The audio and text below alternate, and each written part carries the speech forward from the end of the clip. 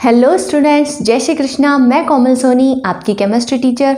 लंबे गैप के बाद आज आपका फिर से स्वागत है मेरी यूट्यूब चैनल केमिस्ट्री बाय कोमल मैम में।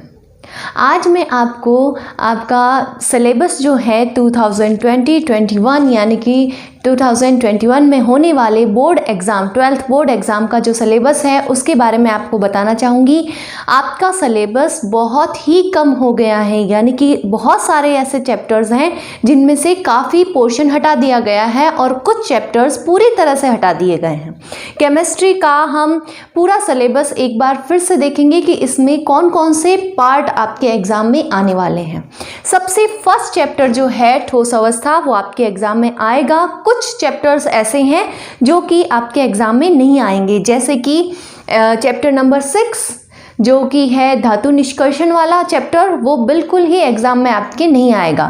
चैप्टर नंबर 14 जो कि है बायोमोलिक्यूल्स यानी जैव अणु यानी प्रोटीन्स, एंजाइम्स, इनकी जो भी थे, जैसे ग्लूकोज की संरचना, फ्रक्टोज की संरचना, ये सब जो थी वो आपके एग्ज़ाम में नहीं आएंगे। चैप्टर नंबर 15 जो कि है पॉलीमर्स जो है वो भी आपके एग्ज़ाम में नहीं आने वाले हैं। और चैप्टर नंबर 17 जो कि है दैनिक जीवन में रसायन का उपयोग, रासायनिक पदार्थों का दैनिक जीवन में क्या उपयोग है, वो भी पूरी तरह से चैप्टर आपके हटा दिया गया है। कोरोना की वजह से आपकी जो पढ़ाई रेगुलर नहीं हो पाई है, इसकी वजह से सरकार ने ये डिसीज़न लिया है कि आपका कुछ जो सिलेबस है वो हटा दिया जाए। तो इस तरह से आपके 4 चैप्टर ऐसे हैं जो कि एग्ज़ाम में नहीं आने वाले हैं। अब हम कुछ चैप्टर्स देखते हैं जिनमें कुछ पार्ट हटाया गया है और उन चैप्टर्स के नंबर मार्क्स भी बढ़ा दिए गए हैं। फर्स्ट चैप्टर है आपके ठोस अवस्था सॉलिड स्टेट में आपके जो पार्ट आने वाला है वो मैंने ब्लैक से लिखा है और जो पार्ट नहीं आने वाला उसको मैंने रेड से लिखा है, यानी कि ये पार्ट उस चैप्टर में से हटा दिया गया है। जैसे फर्स्ट चैप्टर जो है उसमें आने वाला है ठोसों का वर्गीकरण बलों के आधार पर, जैसे कि आणविक बलों के आधार पर, धात्विक बल, और ये सारे जो बल हैं उनके आधार पर कौन कौन से ठोस होते हैं हमने पढ़े थे, या आणविक ठोस और सहसंयोजक ठोस, और ये सब तरह के ठोस जो हैं वो आपके एग्जाम में आएंगे। इनका वर्गीकरण आएगा। क्रिस्टल, जालक और एकक कोशिकाएं, ये क्या होती हैं, ये आपके एग्जाम में आने वाली है। यूनिट सेल का घनत्व निकालना, इनका घनत्व, इकाई सेल का घनत्व किस प्रकार निकाला जाता है, ये एग्जाम में पूछा जाएगा। ठोसों में निबिड़ संकुलन पूछा जाएगा। रिक्तियां, चतुष्फलकीय, अष्टफलकीय रिक्तियां, ये एग्जाम में पूछी जाएंगी। और घनीय एकक कोशिका में अवयवी कणों की संख्या, घनीय एकक कोशिका में अवयवी कणों की संख्या कितनी, यानी BCC, FCC और SCC, इनमें अवयवी कणों की संख्या कितनी, ये पूछी जाएगी। और ठोसों में अपूर्णता, ये पूछा जाएगा।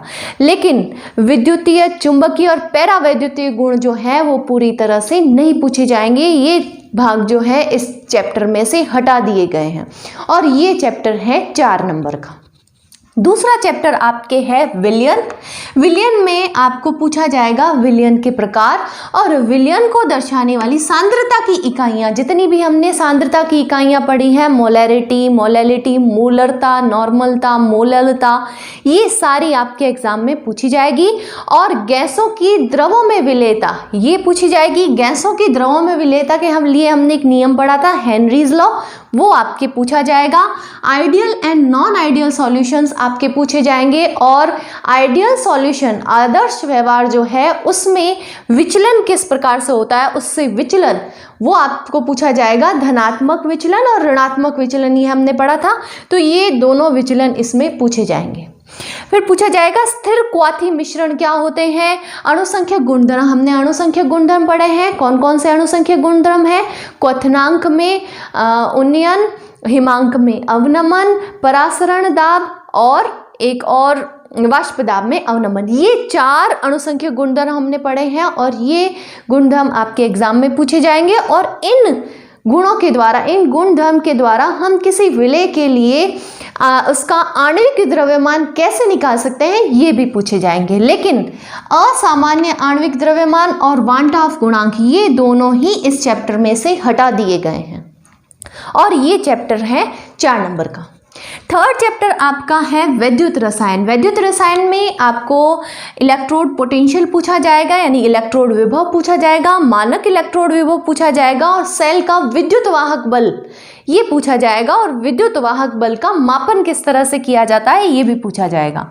ईएमएफ और गिब्स ऊर्जा में क्या संबंध है ये, और नैनस्ट इक्वेशन और इसके क्या उपयोग हैं ये पूछे जाएंगे। वैद्युत अपघटनी विलयनों की चालकता पूछी जाएगी, और विशिष्ट तुल्यांकी और मोलर चालकता ये क्या होता है ये पूछा जाएगा, और कंसंट्रेशन के साथ चालकता में क्या परिवर्तन हो सकता है ये पूछा जाएगा। कोलराउस के नियम और इसके उपयोग पूछे जाएंगे। संक्षारण क्या होता है इसका सिद्धांत और इसके बचाव के उपाय पूछे जाएंगे।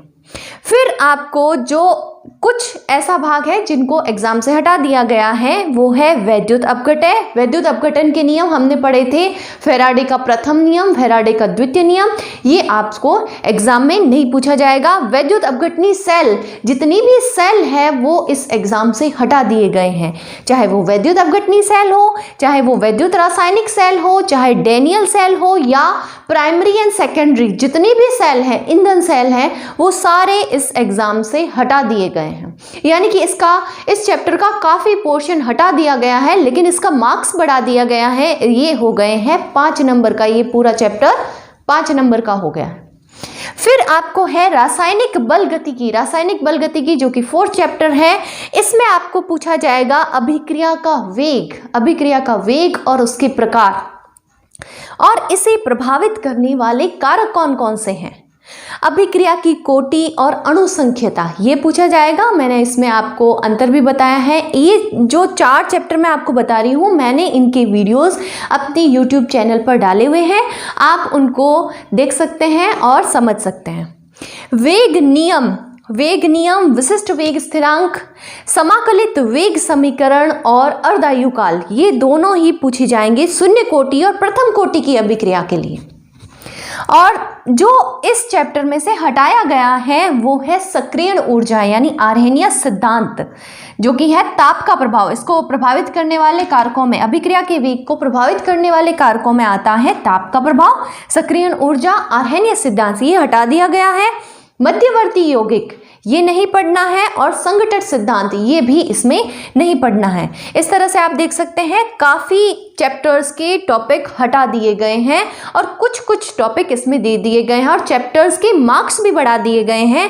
4th चैप्टर भी 5 नंबर का है, 1st और 2nd 4 नंबर के, और 3rd और 4th नंबर जो चैप्टर है वो 5 नंबर के हो गए हैं। जो अंतर है वो कोलाइडों के गुणधर्म, इनके जो गुण होते हैं जैसे कि वो टिंडल प्रभाव दर्शाते हैं, ब्राउनियन गति दर्शाते हैं, वैद्युत कण संचलन और स्कंदन दर्शाते हैं। तो ये सारे जो हैं वो आपके एग्जाम में पूछे जाएंगे। कोलाइडी विलयनों का शुद्धिकरण, उनका शुद्धिकरण कैसे किया जाता है ये पूछा जाएगा, और कोलाइडों का रक्षण जैसे कि स्वर्ण संख्या क्या होती हैं ये भी इसके रक्षण में आता है। तो ये इस टाइप के क्वेश्चन आपको पूछे जाएंगे। कोलाइडों का अनुप्रयोग, ये कहाँ पर उपयोग में आते हैं हमारे डेली लाइफ में, ये आपसे पूछा जाएगा। अब इस चैप्टर में से कौन सा पार्ट हटा दिया गया है वो देखिए। उत्प्रेरण बिल्कुल पूरी तरह से हटा दिया, और इसके प्रकार भी हटा दिए गए हैं। ठोस उत्प्रेरकों की विशेषताएं हटा दी गई हैं। एंजाइम उत्प्रेरण और इसकी क्रियाविधि वो भी हटा दी गई है, और पायस यानी इमल्शन और इसके प्रकार ये भी पूरी तरह से हटा दिए गए हैं। यानी कि कुछ इसके भाग हटा दिए गए और इनके मार्क्स भी बढ़ा दिया गया है। ये चैप्टर हो गया है 5 मार्क्स का। अब देखिए 6th वाला चैप्टर जो है वो पूरी तरह से हटा दिया गया है। 7th चैप्टर जो कि है पी ब्लॉक के तत्व, इसमें सब वर्ग का मैंने सिलेबस लिखा, और जो नहीं आने वाला है वो मैंने रेड पेन से लिखा हुआ है।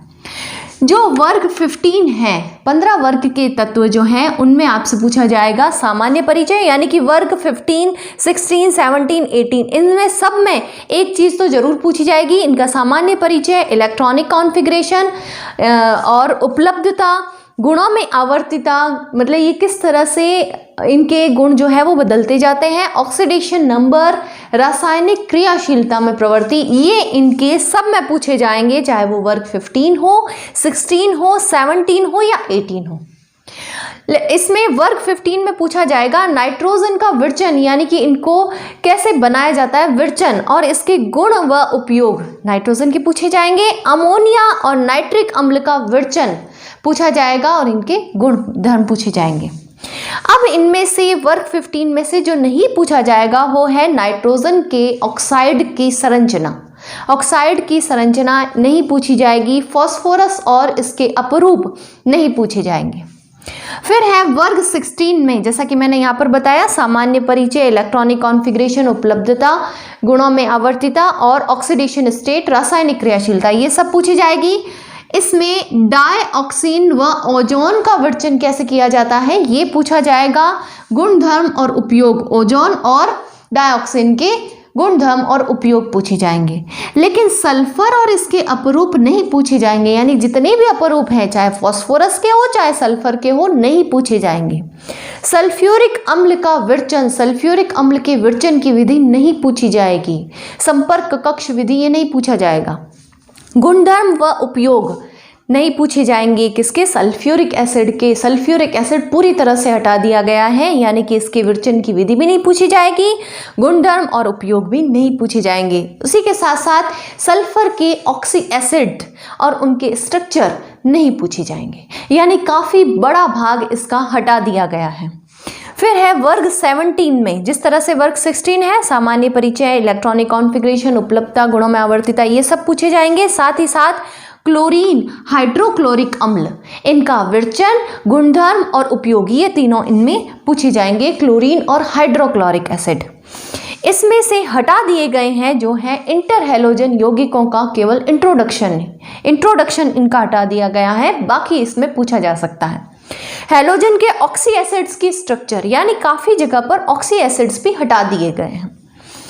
फिर है वर्ग 18 में इनके सामान्य परिचय, इलेक्ट्रॉनिक कॉन्फ़िगरेशन, उपलब्धता, गुणों में आवर्तिता, ऑक्सीडेशन स्टेट और रासायनिक क्रियाशीलता में प्रवृत्ति, ये पूछे जाएंगे। जबकि जिनोन के यौगिक जितने भी हैं, चाहे उनके स्ट्रक्चर हैं, उनके क्वेश्चन नहीं पूछे जाएंगे। तो इनका काफ़ी भाग इसमें हटा दिया गया है। अपरूप हटा दिए गए हैं, ऑक्साइड्स के स्ट्रक्चर हटा दिए गए हैं, ऑक्सी एसिड के स्ट्रक्चर हटा दिए, सल्फ्यूरिक एसिड हटा दिया गया है और जिनोन के यौगिक हटा दिए गए हैं। यानी ये चैप्टर जो है वो काफ़ी तरह से इनकी छटाई कर दी गई है। अब इसमें जो 5th चैप्टर है और जो 7th चैप्टर हैं, दोनों ही 5 नंबर के हैं। अब है पार्ट 1 के 2 चैप्टर्स, जो कि हैं डी और एफ ब्लॉक एलिमेंट्स और उपसंयोजन यौगिक। डी और एफ ब्लॉक एलिमेंट्स में से जो भाग आपके एग्ज़ाम में आएगा वो है डी ब्लॉक के एलिमेंट्स जो है, उनमें पूरा भाग जो आपके बुक में दिया गया है सिलेबस, वो पूरा भाग आएगा। यानी कि इसमें आएगा सामान्य परिचय, इलेक्ट्रॉनिक कॉन्फ़िगरेशन, संक्रमण धातुओं के अभिलक्षण और उपलब्धता, प्रथम संक्रमण श्रेणी के तत्वों के गुणधर्म में सामान्य प्रवृत्तियाँ जैसे कि धात्विक अभिलक्षण, आयनन एंथैल्पी, ऑक्सीडेशन स्टेट्स, आयनिक त्रिज्या, रंग, उत्प्रेरकीय गुण, चुंबकीय गुण, अंतराकाश, ये सभी जो हैं, ये सामान्य प्रवृत्तियाँ जो है प्रथम श्रेणी के तत्वों की वो आएगी। और उसके साथ साथ अंतराकाशीय यौगिक और मिश्र धातुओं का निर्माण, यानी कि डी ब्लॉक के एलिमेंट्स में से कुछ भी भाग हटाया गया नहीं है। लेकिन एफ ब्लॉक के एलिमेंट में आप देख सकते हैं सामान्य परिचय आएगा, electronic configuration, oxidation states, lanthanide संकुचन और इसके प्रभाव आएंगे। लेकिन जो भाग हटाया गया है इसमें वो है इसकी रासायनिक अभिक्रियाशीलता। एफ ब्लॉक के तत्वों की रासायनिक अभिक्रियाशीलता नहीं पूछी जाएगी और साथ ही साथ लेंथेनाइड तत्वों और एक्टिनाइड तत्वों की तुलना नहीं पूछी जाएगी। और ये चैप्टर हो गया है 4 नंबर का। फिर है उपसंयोजन यौगिक, चैप्टर नंबर 9। इसमें पूछा जाएगा उपसंयोजन यौगिक क्या होते हैं, लिगेंड से आप क्या समझते हैं, उनका वर्गीकरण, उपसंयोजन संख्या क्या होती है, समन्वय मंडल क्या होता है, उपसंयोजन यौगिकों का IUPAC नामकरण, और यदि IUPAC नामकरण दिया गया है तो उसका सूत्रीकरण यानी उसका सूत्र लिखना, उपसंयोजन यौगिकों में बंधन, VBT और CFT ये पूछे जाएंगे। और संक्रमण धातु अवयवों तथा संकुलों के रंग उपसंयोजन यौगिकों का स्थायित्व और स्थायित्व को प्रभावित करने वाले कारक। और इस चैप्टर में से जो भाग हटाया गया है वो है समावयवता और उसका गुणात्मक विश्लेषण, जैविक निकायों में उपसंयोजन यौगिक का महत्व। जैविक निकायों में जो उपसंयोजन यौगिक का महत्व है वो नहीं पूछा जाएगा। ये चैप्टर भी हो गया है 4 नंबर का। तो आप इस तरह से देख सकते हैं जो हमारे केमिस्ट्री का फर्स्ट पार्ट है वो ज़्यादा इम्पॉर्टेंट हो गया है आपके इस एग्ज़ाम के लिए। सेकंड जो पार्ट है वो थोड़ा सा कम इम्पॉर्टेंट है, क्योंकि ये जो है पार्ट फर्स्ट उसमें से 36 मार्क्स के क्वेश्चंस पूछे जाएंगे, जबकि सेकंड पार्ट में से केवल 20 मार्क्स के क्वेश्चन पूछे जाएंगे। इसके मार्क्स बढ़ा दिए गए हैं, तो आपको इस पर ज़्यादा ध्यान देना है, पार्ट फर्स्ट पर ज़्यादा ध्यान देना है। आपके टोटल मार्क्स जो होते हैं वो है 100 मार्क्स, जिसमें से 70 मार्क्स का तो है आपके जो एग्ज़ाम होता है रिटन एग्ज़ाम वो, और 30 मार्क्स का जो है वो प्रैक्टिकल एग्ज़ाम है वो। इस 70 मार्क्स में से भी 56 मार्क्स जो है आपको बोर्ड एग्ज़ाम में जो रिटन एग्ज़ाम होता है वो पूछे जाएंगे, जबकि 14 मार्क्स जो है वो आपके सत्रांक आपके स्कूल से भेजे जाते हैं। 56 में से फर्स्ट भाग जो फर्स्ट है 36 मार्क्स का, और सेकंड वाला जो पार्ट है वो है 20 मार्क्स का। इसके नेक्स्ट वीडियो में मैं आपको सेकंड वाला जो पार्ट है केमिस्ट्री सेकंड वाला जो भाग है उसका सिलेबस पूरी तरह से विश्लेषण करके बताऊंगी। आपको मेरा वीडियो कैसा लगा कमेंट करके ज़रूर बताइए और अपने दोस्तों के साथ इस सिलेबस को शेयर कीजिए। Thank you.